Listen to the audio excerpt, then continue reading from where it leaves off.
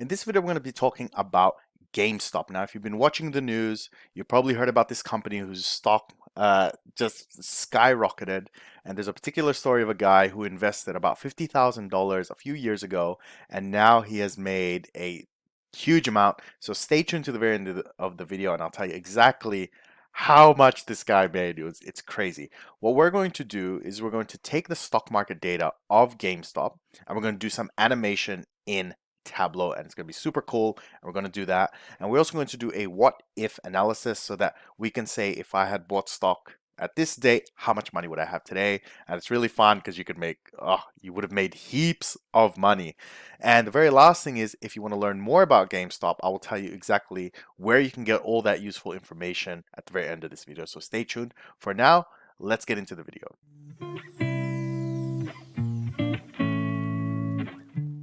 All right, so before we begin the video, just a little disclaimer. This video is just for, this is for fun, just educational purposes. This is not investing advice, just for education. All right, so now that we got that out of the way, the first thing we're going to do is get the data that we're going to be doing. So we're going to go in here and just go GameStop Yahoo Finance. Now you don't have to do this step. You can just go straight to the data. Just go into the description below and I'll have the data there available for you. Let's click on this one. Let's go historical, right? And let's choose, let's go down here. Let's just choose the last 1 year. Historical prices.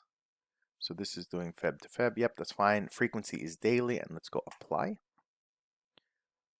All right, and let's go download. All right, so I got my data set in there, and now we're going to go into Tableau. All right, here we are in Tableau, and what I can actually do, just as a little cheat, I can actually grab it from here straight away and just drop it into Tableau. Or if you have a file, just drop it from the file. All right, let's make this bigger.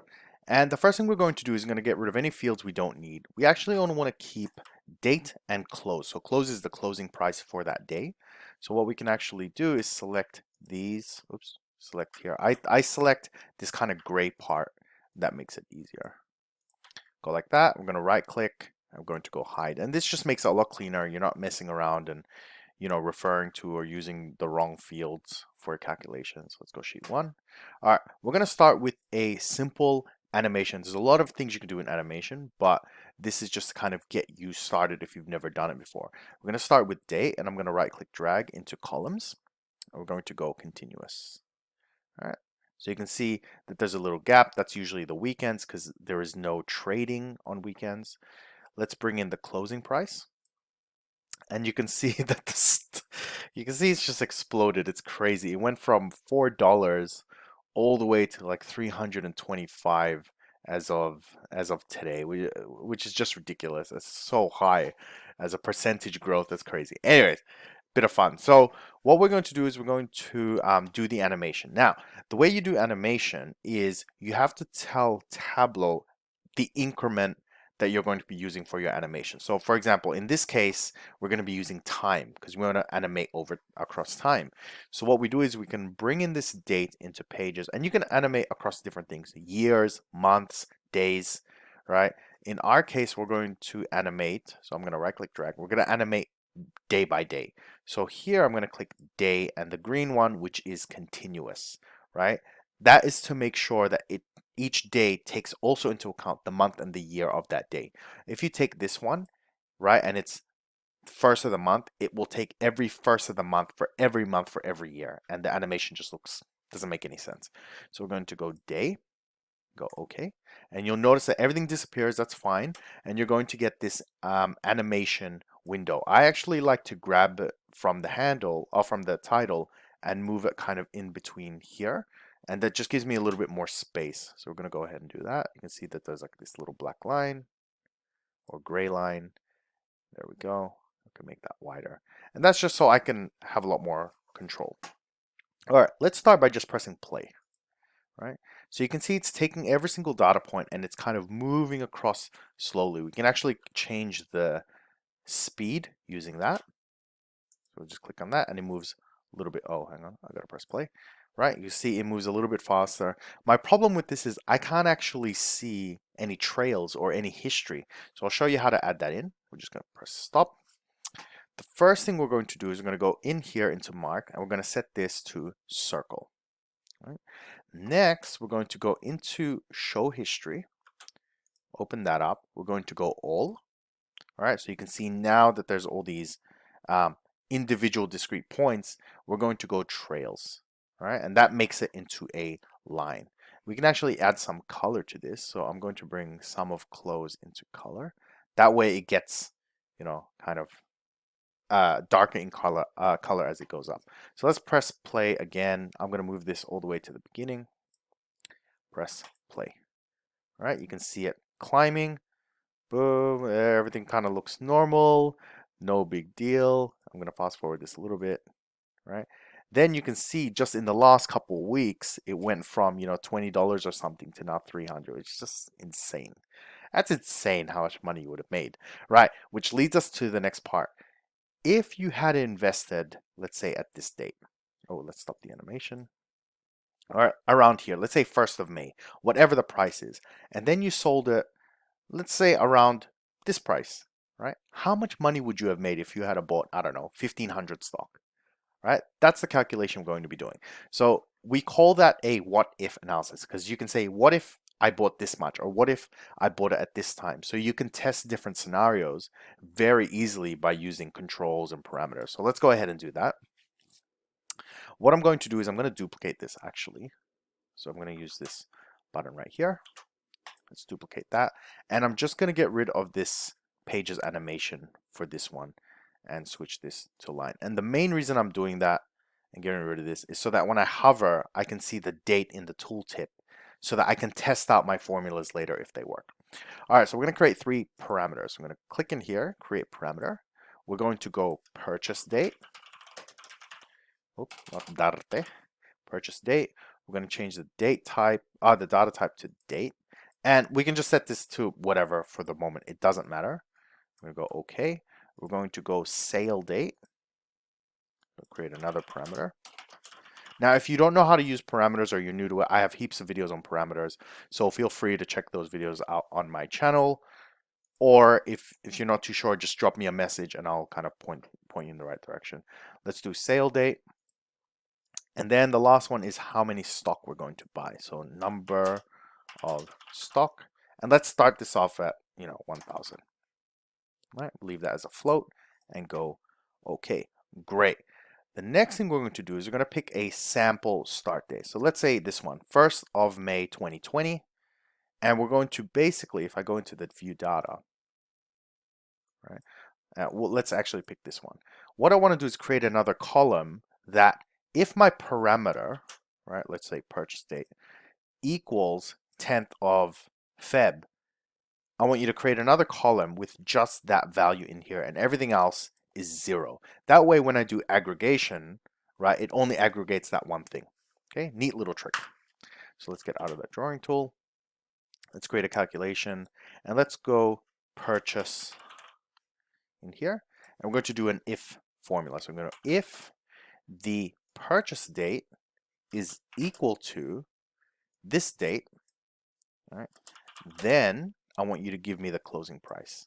Otherwise, just write 0 and then we'll turn it off. That's it. All right, very simple. I'm going to go OK. Now let's test this. So 1st of the 5th. So let's right click here, show parameter. Where is it? I'm going to bring it. I usually bring it over here. 1st of the 5th, 2020. So let's go. 5th is, what is that, May? And 1st. All right. So if we do that, and I'm just going to put it right next to it. It doesn't really matter. Purchase. All right. Let's see what the value is. All right. 6.1. So you can see all the values are like 0. See, purchase says 0, except for that one value. So if we actually move this, you can see it actually move across. Okay. So we do the same thing for the sale. So the trick is we can just duplicate this purchase. Duplicate, because it's the exact same idea. Edit. We're going to go sale. And instead of purchase date parameter, which are, you can tell it's purple, we're going to go sale date, purple, right, field. Date and close and everything else is still okay. Now let's bring that in as well. And let's pick a sale date. So let's go show parameter. Let's bring this over here. And I want to pick, let's say, this highest one.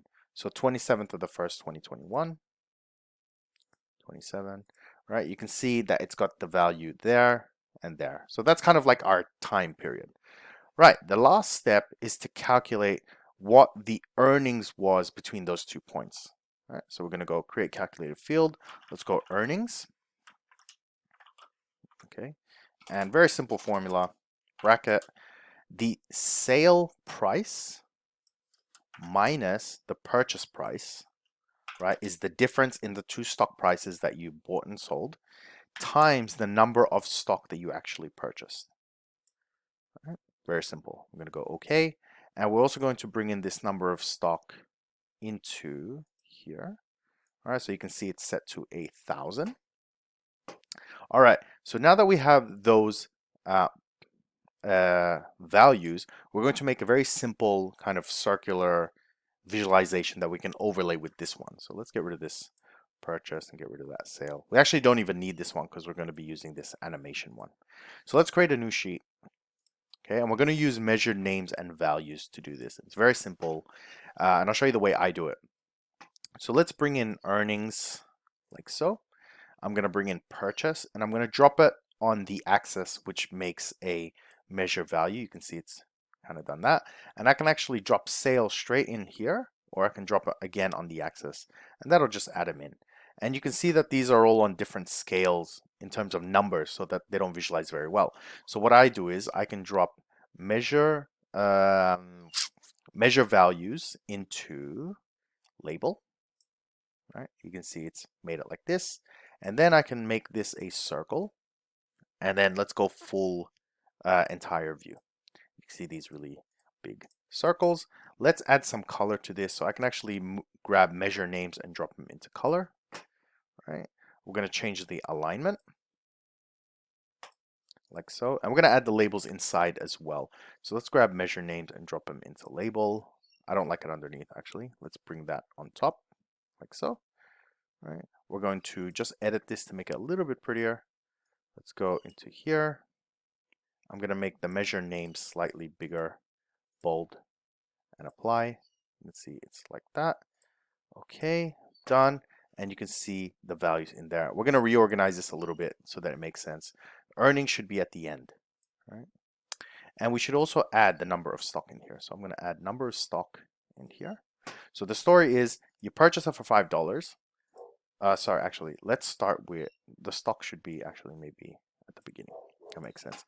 So you have 1,000 stock that you purchased for $5, eventually sold it at $348. So how much money did you make? $342,000. That's insane, right? That is insane. So let me tell you about the guy who bought the stock. So he bought it a few years ago prior to this. He bought from what I remember, $50,000 worth of stock several years ago. His $50,000 is now $22 million. 22 million. Do you know how many donuts that is? Do you know how many Macca's runs that is? Do you know how many Big Macs that is? That's a lot of Big Macs. If you're Australian, that's a lot of fish and chips, right? That's a lot of food. Anyway, he made that much money. It's crazy. All right, so let's build our dashboard to finish this up. I don't need this one, so let's delete it. All right, so we've got this one and sheet 3. Let's go into dashboard mode. And I'm just going to reduce this because it's not a very big animation anyway. So let's bring in sheet 1, which is our animation part. And let's bring in sheet 3. Now I can bring it in straight away, or I can hold shift on my keyboard and instantly make it floating, right? Because we're going to just overlay it. I'm going to move this over. I don't need this color. I don't need this because they're labeled. So let's bring this over to the left side, right? So be sure that whenever you move like these kinds of things, if you select just on its own, you're only moving that one thing. So if you double click, it'll select the container. That's what you want to move so you keep things very clean. Let's add a title by selecting this at the bottom. All right, let's call this GameStop How Much I Would Have Made. 22, bold, and maybe let's make this blue. My kind of go-tos. All right, let's go like that. We don't need this title. We don't need this title. All right. Let's make this a little bit wider. Now we have the labels inside, so we actually don't need these headers either, right? Less is more, people. Less is more. Okay. Now you can see that the letters are a little bit outside, so we can actually go back to the sheet, right, and just increase this size just a little bit, right? Go dashboard. See that now fits very nicely. I do want this to have a little bit of a border just so it doesn't, so it kind of, you can see it's an overlap. So you can activate this, go to layout, right? And we're going to be using these controls. So the background, I usually just make it white, and the border, align, and just make it kind of that kind of black. All right, so 1,000 stock. Now we also need to add those parameters. So let's go in dashboard, sorry, not dashboard, analysis, parameters, and let's add these three. So stock, parameters, purchase date, parameters, and sale date. Now, if you have used filters before, you'll know that whenever you have multiple sheets in a dashboard, you need to go into this setting and go apply to multiple worksheets, right?